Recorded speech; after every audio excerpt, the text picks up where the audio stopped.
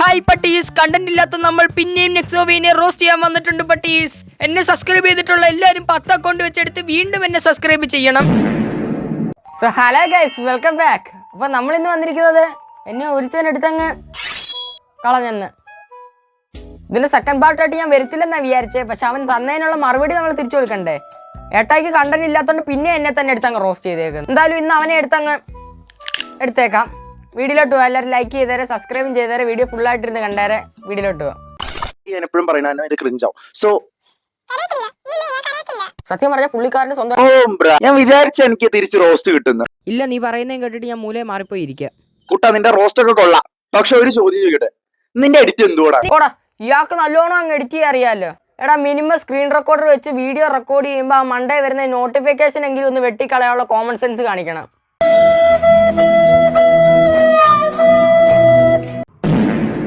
അറിയണമെന്നുണ്ടോ?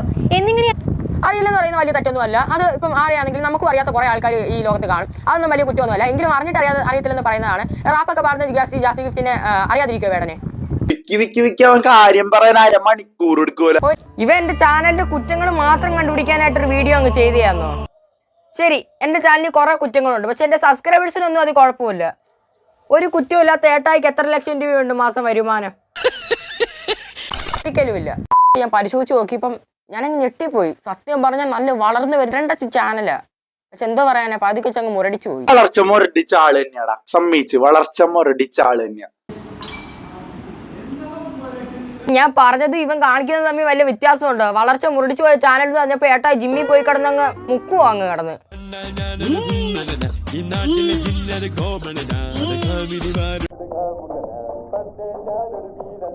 എന്നെ റോസ്റ്റ് ചെയ്യാനാണെങ്കിലും എന്തുവാ, പുള്ളിക്കാരനങ്ങ് വെയിറ്റ് അടിക്കുമല്ലയോ. ഒരു ബക്കറ്റും കൂടി അടി വെച്ച് കൊടുത്തായിരുന്നെങ്കിൽ നല്ലതായിരുന്നു. അണ്ണന്റെ ബോഡി വെയിറ്റ് ചെയ്യാനായിട്ട് സിമ്പിൾ ആയിട്ട് കേളി. എന്റെ വെയിറ്റ് എടുത്ത് നീ കേരള ചെയ്യോ? എന്തോ നീ വന്ന് പൊക്കി വെക്കിയായിരുന്നു എനിക്ക് എന്തോരം വെയിറ്റ് ഉണ്ടെന്ന്.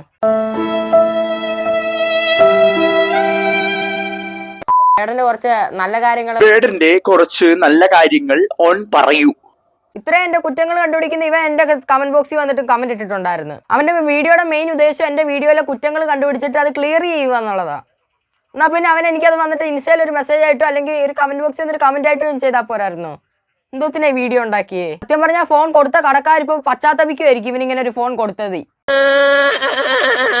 നല്ലൊരു കണ്ടന്റുകൾ ഇട്ട് കഴിഞ്ഞാൽ അവന് റീച്ച് കിട്ടും. അല്ലാതെ എന്നെ റോസ്റ്റ് ചെയ്യുന്ന ചാനലിലെ കുറ്റങ്ങൾ കണ്ട് അവൻ പറയുന്ന കണ്ട് വേടം ചെയ്ത കുറ്റങ്ങൾ പറഞ്ഞങ്ങ് പൊക്കുന്നത് കണ്ട. ഇതൊക്കെ കണ്ടുപിടിക്കാൻ വന്നു കഴിഞ്ഞാൽ പിള്ളേർ തന്നെ നിന്നെ കെട്ടിത്തൂക്കും.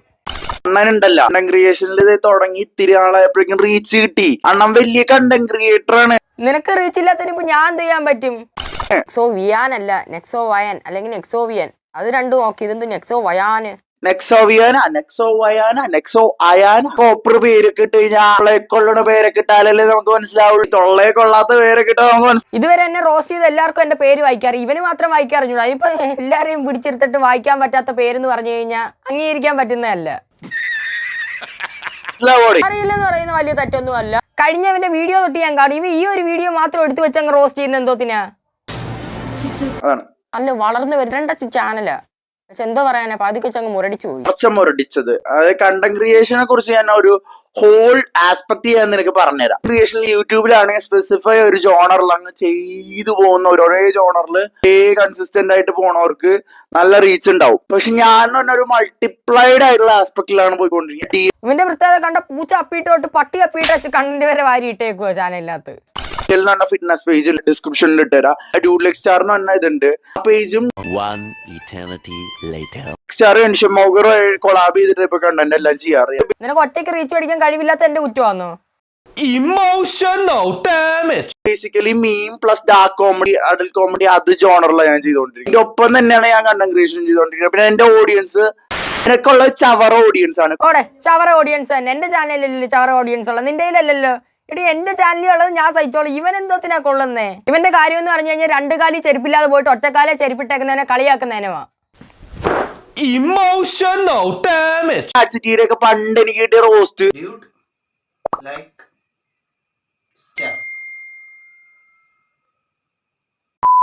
എന്റെ എഡിറ്റിംഗ് അന്നത്തെ കൊള്ളില്ലായിരുന്നു. അന്നത്തെ അല്ല, ഞാൻ പറഞ്ഞ പ്രസന്റ് സിറ്റുവേഷനിലാ. ഓക്കെ, അണ്ണന്റെ പ്രസന്റ് സിറ്റുവേഷനിൽ മാത്രം ഞാൻ എടുത്ത് നോക്കാം. നീ എന്റെ ആദ്യത്തെ വീഡിയോ എടുത്ത് വെച്ചല്ലോടാ എന്നെ റോസ്റ്റ് ചെയ്യുന്നേ. കുറെ നാളെ കണ്ടന്റ് ക്രിയേഷൻ ഇൻഡസ്ട്രിയിലുണ്ട്. ഓക്കെ, എന്നിട്ട് ഞാൻ വളർന്നില്ല എന്നുള്ളത് വെച്ചിട്ട് ഞാനൊരു എക്സാമ്പിൾ പറഞ്ഞുതരാം. ടെസ്ലിൻ എന്ന സിനിമയില് വളർന്നത് ഒരു 8 കൊല്ലത്തിനുള്ളിലാണ്. 8-7 കൊല്ലം എടുത്തിട്ട് അദ്ദേഹം ഒരു അത്യാവശ്യം നല്ലൊരു തമിഴ്നാട്ടിൽ അങ്ങനെ പല ഏരിയയിലും നല്ലൊരു റീച്ച് ഉള്ള ഒരു ആക്ടറായി മാറി. നിന്റെ അടുത്ത് ഒന്ന് പറഞ്ഞായിരുന്നു 8 വർഷം കഴിഞ്ഞിട്ടാ ഫേമസ് ആയെന്ന്.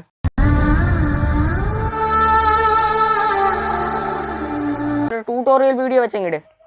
ഹായ് വീഡീസ്, അപ്പോൾ നമ്മുടെ അഗ്രോ ചാനലിലേക്ക് സ്വാഗതം. അണ്ണന് കണ്ടന്റ് ഇല്ലാത്തതുകൊണ്ട് അണ്ണൻ നമ്മൾ പറയുന്നിട്ട് ഒരു അഗ്രോ ചാനൽ അങ്ങ് തുടങ്ങി. അപ്പൊ ഇതാണ് മാവ്, ഇതിൽ മാങ്ങയില്ല കേട്ടോ. എങ്ങനെ മാങ്ങ പിടിക്കും? നീ അവിടെ ഇല്ലയോ? നീ താമസിക്കുന്നിടത്ത് പുല്ല് പോലും കിളിക്കേണ്ടതല്ല.